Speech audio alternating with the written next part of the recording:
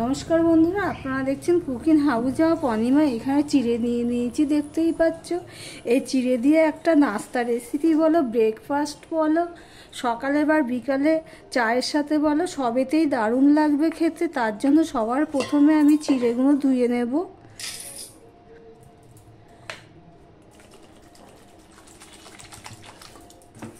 জল পাল্টে পাল্টে আমি চিড়েগুলো ধুয়ে নেব।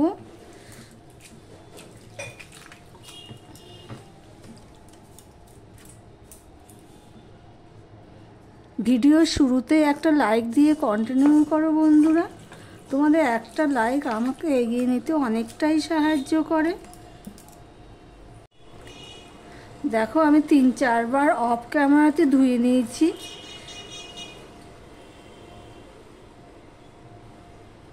এবার চিড়েটা আমি রেখে দিলাম।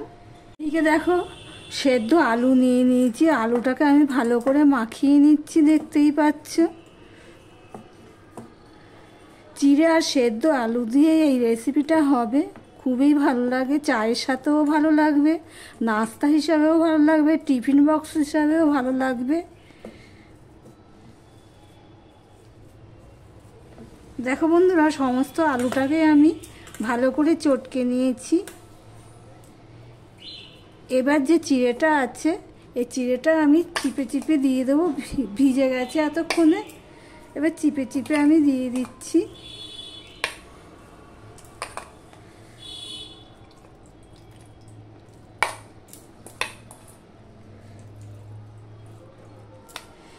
এই জায়গাটাতে মাখতে সুবিধা হবে, তাই জন্য আমি এই জায়গায় নিয়ে নিলাম, এই পাত্রটার মধ্যে নিয়ে নিলাম। নিয়ে ভালো করে আমি চটকে নেব। আলুটা তো ভালো করেই নিয়ে নিয়েছি, একটুও গোটা গোটা নেই। দেখো, চিড়ের সাথে আলুটা কিন্তু দেখতেই পাচ্ছ খুব ভালো করে মাখিয়ে নিচ্ছি।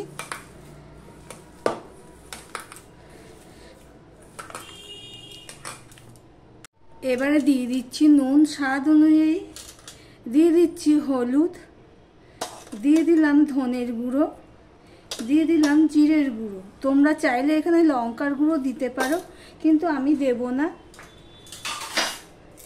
দিয়েও আবার ভালো করে মাখিয়ে নেব, যারা লঙ্কার গুঁড়ো পছন্দ করো আর কি।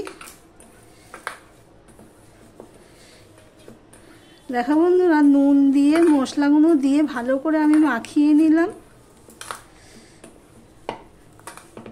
এবারে এর মধ্যে দিয়ে দিচ্ছি, দেখো বন্ধুরা, কাঁচা লঙ্কা কুচি, টমেটো কুচি আর পেঁয়াজ কুচি।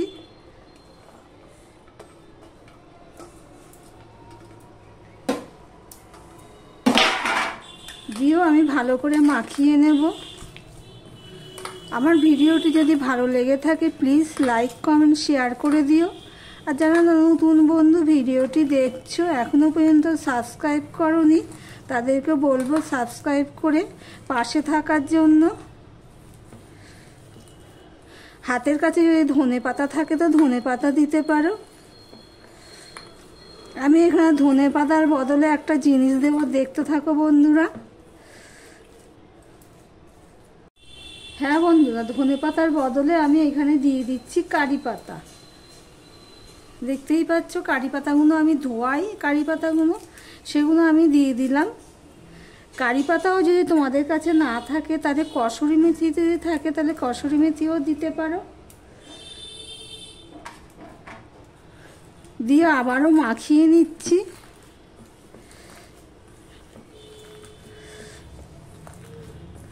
বেশ ভালো করেই মাখিয়ে নেবো, পাতাগুলো যাতে সবার সাথে থাকে সেইভাবেই মাখিয়ে নিচ্ছি।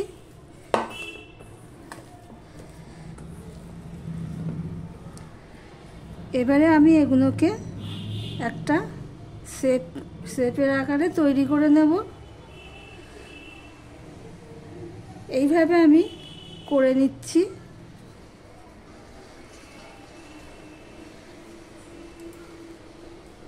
দেখো, সমস্তগুলো আমার রেডি হয়ে গেছে, দেখতেই পাচ্ছ।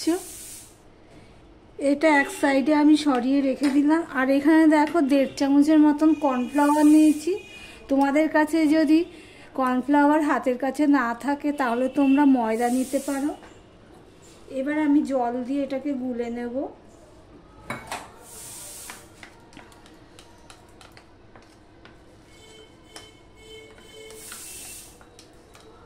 আর একটুখানি জল দেব। দেখো বন্ধুরা, জল দিয়ে এটাকে আমি গুলে নিয়েছি।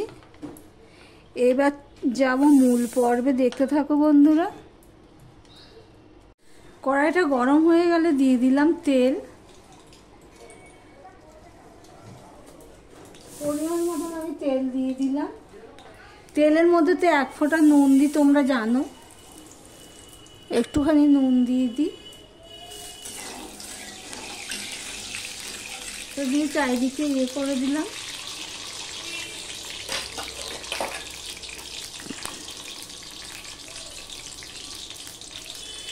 কর্নফ্লাওয়ার দেখবো গুলে রাখলে না আবার বসে যায়।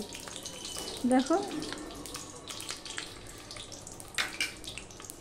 এবারে একটা করে কর্নফ্লাওয়ার গোলার মধ্যে দিচ্ছি।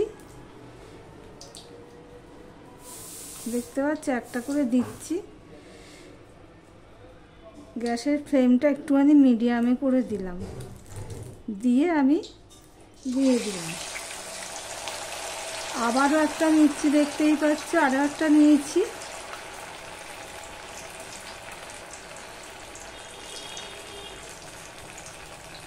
দিয়ে আমি দিয়ে দিলাম।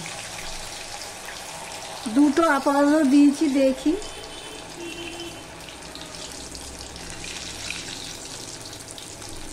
আমার ভিডিওটি যদি ভালো লাগে থাকে প্লিজ বন্ধুরা লাইক কমেন্ট শেয়ার করে দিয়ে। দেওয়ার সাথে সাথে না নাড়ানো যাবে না, তাহলে আটকে যাবে, খুন্তির গায়ে লেগে যাবে। দেখো, এক পিঠটা হয়ে গেলে আমি উল্টে দিলাম একটা। এটাও আমি উল্টে দিলাম। একটু সময় ধরে ভাজতে হবে। ভাজা পোড়া সবই একটুখানি টাইম ধরে ভাজতে লাগে। এবার ওইটা ওইদিকে হতে থাক। আমি আবারও এই সাইডে একটা দেওয়ার মতন জায়গা রয়েছে, সেখানে আমি এটা দিয়ে দিচ্ছি।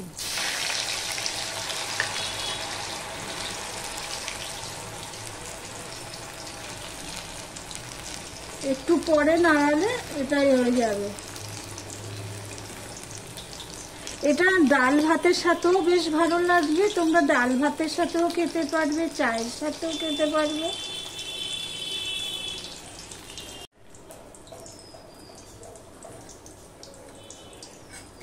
আগে প্রথমে যে দুটো দিয়েছিলাম সেই দুটো হয়ে গেছে। খুব ক্রিস্পি, উপরটা ক্রিস্পি, ভিতরটা সফট, খেতে দারুণ লাগবে। এইভাবে করলে তোমরা চপ সিঙ্গারা খেতে ভুলে যাবে, এতটাই স্বাদ হয়। দেখি, এবার উল্টে দেখি। এটা আরেকটু হবে।